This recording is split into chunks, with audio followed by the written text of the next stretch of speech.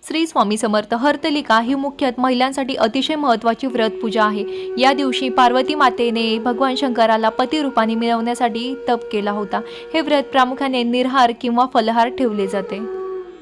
पूजेसाठी आपल्याला 5 झाडांची 5-5 पाने तसेच श्रावण महिन्यामध्ये येणारे फळे फुले घ्यायची आहेत.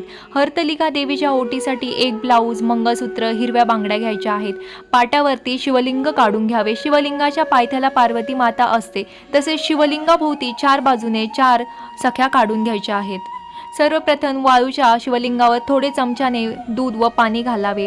धूप व दीप लावावे. त्यानंतर शिवलिंगाच्या पायथ्याजवळ असणाऱ्या पार्वती मातेला हळदी कुंकू लावावे व 4ही सख्यांना हळदी कुंकू लावावे व शिवलिंगाला भस्म लावावे. त्यानंतर झाडांची पाने फुले शिवलिंगावर वाहताने ओम पार्वते नमः व ओम नमः शिवाय या मंत्राचा जप करावा व हरतालिकेची कहाणी वाचून आरती म्हणावी. श्री स्वामी